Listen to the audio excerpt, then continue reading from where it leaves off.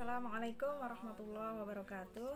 Saya akan jelaskan tentang nama-nama imam kiroat yang 10 beserta murid-muridnya, atau muridnya itu disebut para rawinya gitu ya. Jadi imamnya disebut qori'nya, lalu muridnya disebut rawinya gitu. Jadi setiap imam punya 2 rawi atau 2 murid.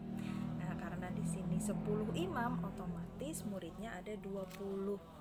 Dan juga kita harus hafal urutannya ya, jadi nggak sembarangan. Kenapa dihafal sesuai urutannya? Karena nanti kalau kita di dalam membaca ilmu kiroat, menjamak kiroat Al-Quran ya, misalnya 10 imam itu dijamak oleh kita dalam satu ayat, itu membaca menjamak 10 imam kiroat ini. Bagaimana cara membacanya? Yaitu harus diurut sesuai dengan urutan yang di sini. Jadi nggak sembarangan bacanya acak, saya pingin riwayat Imam Asim dulu.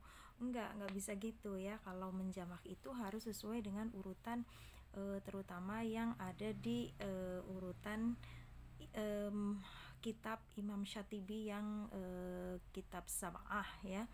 Lalu ditambah lagi 3 imam menjadi tiga imam yang ada di kitab Ad-Durrah menjadi 10 imam.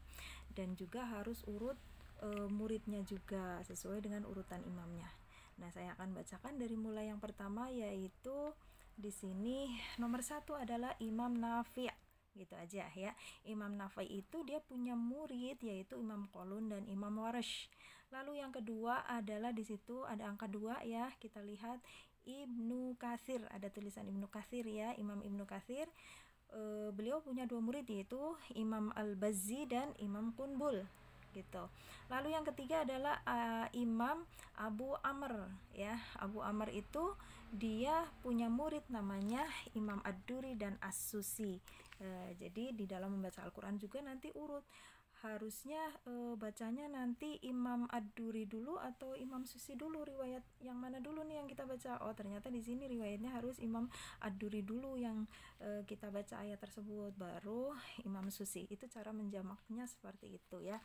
Lalu ada Imam Ibnu Amir ya, nomor 4. Itu siapa muridnya? Yaitu Imam Hisham dan Ibnu Zakwan.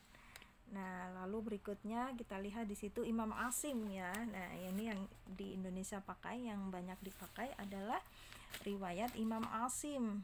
Ya, makanya banyak yang mengambil riwayat Imam Asim karena di situ punya murid namanya Imam Syu'bah dan Hafs. Nah, Hafs inilah yang kita bacaan kita yang kita pakai di Indonesia ya, riwayat Imam Hafs. Imam Hafs itu adalah murid dari Imam Asim, urutan nomor 5 ini gitu. Lalu nomor 6 adalah Imam Hamzah. Imam Hamzah punya murid 2 yaitu Imam Khalaf dan Khalad ya. Lalu nomor 7 Imam Kisai punya 2 murid yaitu Abul Harith dan Ad-Duri.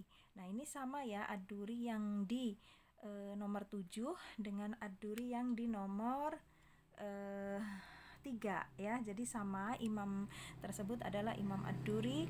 Lalu nomor 8 adalah Imam Abu Ja'far. Di situ muridnya namanya Ibnu Wardan dan Ibnu Jamaz ya. Lalu ada Imam Ya'qub nomor 9 ya. Di situ nama rawinya atau nama muridnya yaitu Imam Ruwais dan Imam Rauh.